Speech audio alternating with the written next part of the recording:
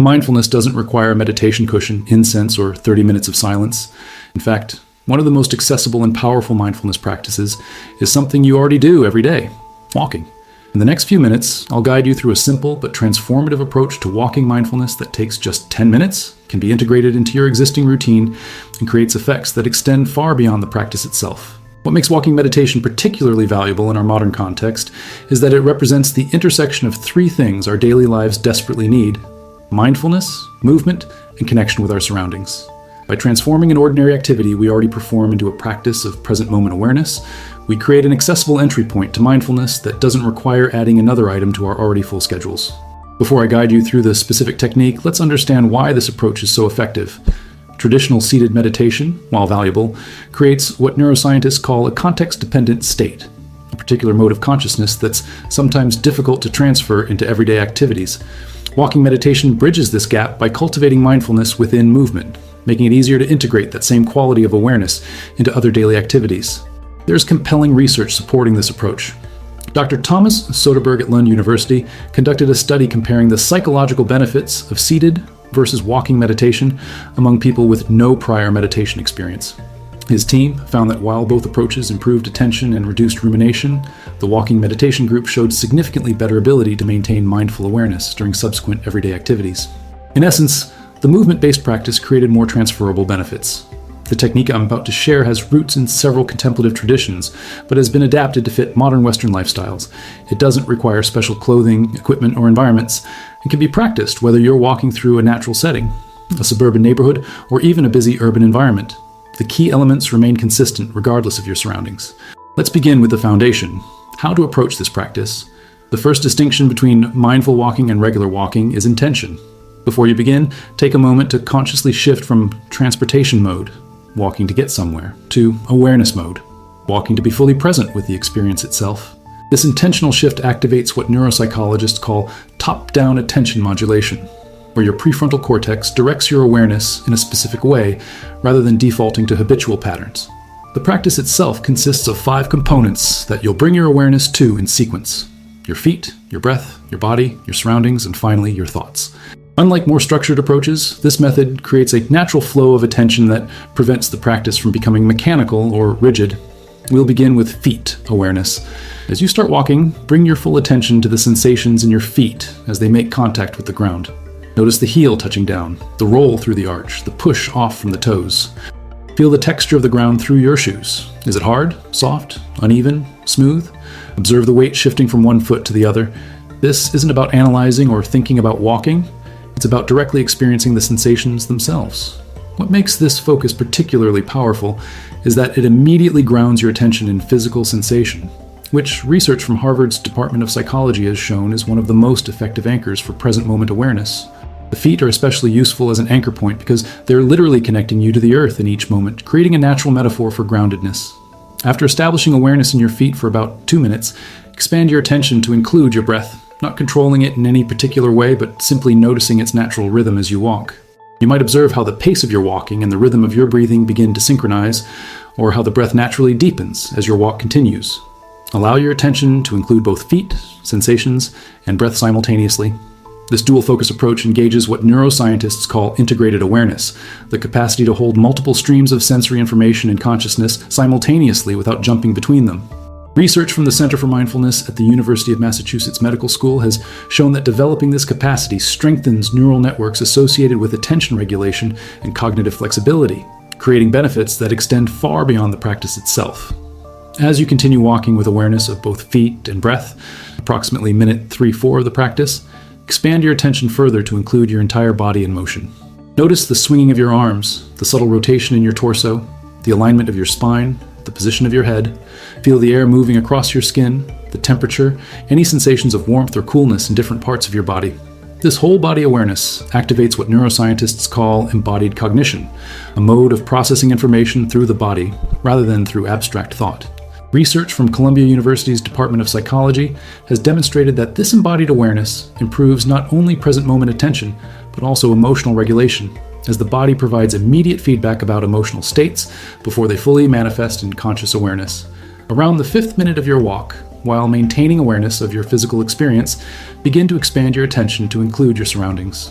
Notice colors, shapes, movements, and sounds without getting caught in analysis or storytelling about what you observe.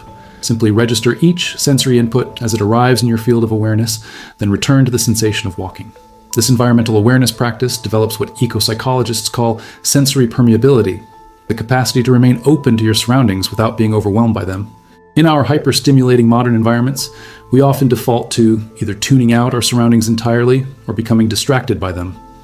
This practice offers a middle path where you can remain aware of your environment while maintaining your center of attention. As you enter the latter portion of your walking practice, minutes 7-8, include awareness of your thinking process itself. Rather than focusing on the content of thoughts, notice their rhythm, their tone, how they rise and pass away. Observe any tendencies to plan, remember, or problem solve without getting caught in those mental activities. This metacognitive awareness, observing your own thinking process, is what distinguishes mindfulness from simple attention. What makes this component particularly transformative is that it develops what psychologists call cognitive diffusion, the ability to experience thoughts as mental events rather than as direct representations of reality. Research from the University of Nevada has shown that this capacity significantly reduces both anxious and depressive rumination, as it creates space between the thinker and the thought content. For the final minutes of your practice, allow your attention to rest in an open, inclusive awareness of the entire experience: feet, breath, body, surroundings, and thoughts, without focusing narrowly on any single aspect. This integrated awareness represents the culmination of the practice, where distinct elements of experience are held in a unified field of consciousness. I want to speak directly to you watching this video right now. Have you noticed how many of our daily activities have become automatic, performed while our minds are elsewhere, planning, worrying, or lost in distraction?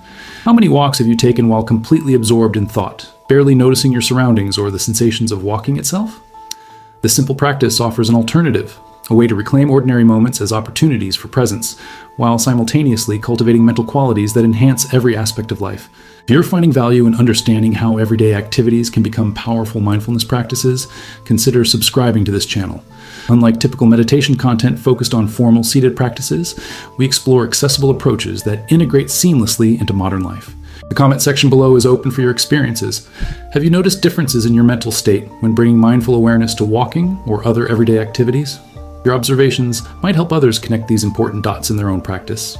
What makes this 10-minute walking mindfulness practice particularly effective is that it follows what neuroscientists call a structured integration sequence, systematically building awareness from narrow focus, feet, to increasingly wider fields of attention, surroundings, and thoughts, before integrating them all. This sequence helps prevent the common meditation challenges of either becoming too narrowly focused, and thus rigid, or too broadly aware, and thus scattered. The real-world applications of this practice extend far beyond the walk itself. By developing the capacity to remain present during movement, you're essentially training neural pathways that can be activated in countless daily situations. Dr. Judson Brewer, Director of Research and Innovation at Brown University's Mindfulness Center, explains this as state-independent skill acquisition, learning a capacity in one context that becomes increasingly available in all contexts. This transferability becomes evident when we look at research on the cognitive effects of regular walking meditation. A study from the University of Wisconsin's Laboratory for Effective Neuroscience followed participants who practiced a similar 10-minute walking mindfulness technique daily for just 2 weeks. Using both behavioral measures and fMRI scans, they documented significant improvements in what neuroscientists call attention switching capacity, the ability to mindfully shift focus between tasks without the cognitive residue that typically creates stress and reduces effectiveness. For those wondering about the optimal frequency for this practice, research offers interesting insights.